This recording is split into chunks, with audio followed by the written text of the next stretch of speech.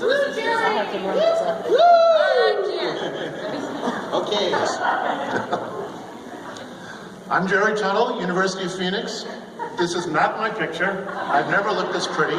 But this is the Aunt Sally of Pemdas fame. When everyone talks about Pemdas, this is the Sally they're talking about. But we need a lot of operations in English as well.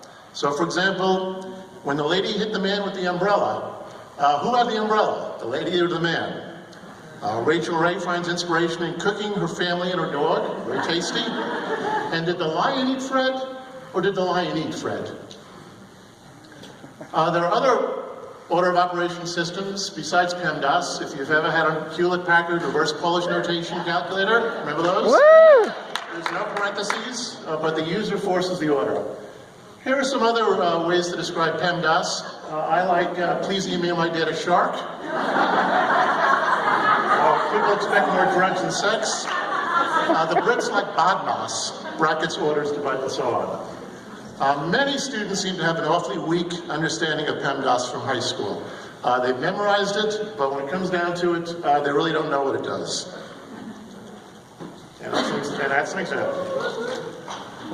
Here is some technology that does basic order operations well. Even the Google search field does a pretty good job. Of course, Wolfram Alpha does. Excel does not do as good a job as you'd think. Many students ignore the equal precedence feature of the M and the D, and people will do the division second, even though it's equal precedence. Excel gets this right, as do most technology. Try this one.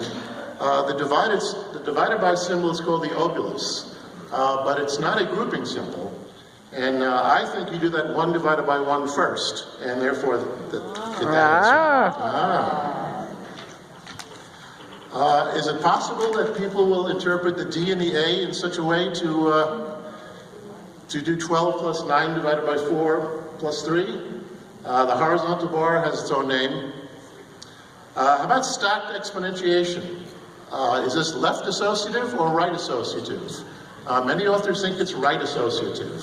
Excel gets this one incorrect, but we all agree on the integral. No one's confused by that. Concatenations. In this context, this means omitting the operation symbol. The additive inverse of the square of 3. Many people get this one wrong. And how about additive inverse of mixed numbers? Functions are not addressed by PEMDAS at all. Sine of x squared is confusing to a lot of people. If you forget the parentheses, what do? That sign with the -1 certainly causes confusion. And where does the n factorial fit in? The slash symbol. I'm often pretty careless with AB over CD. PEMDAS would tell you to multiply by the D. But one journal says the slash has its own precedence. Here's the summary of some technology, including photomath. Many people have photomath nowadays. Google does well, Wolfram Alpha does well. Excel just doesn't do as well as I thought. Here are some improvements from PEMDAS. I've spent a lot more time with the grouping symbols. I've added the unary operations. I still haven't figured out how to get functions into this. There's a great video by Minute Physics who says we don't need all these rules at all. All you need to do is use grouping symbols where it's appropriate and understand the math. So here's our beloved Aunt Sally now. In fact, she was just 70 this week.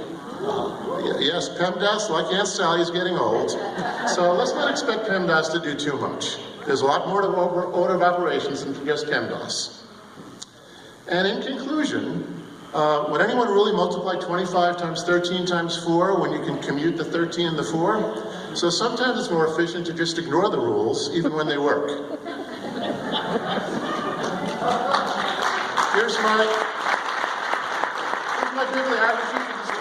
And the one item I really liked is the problem with math is English, which has a whole chapter on order of operations. Thank you very much.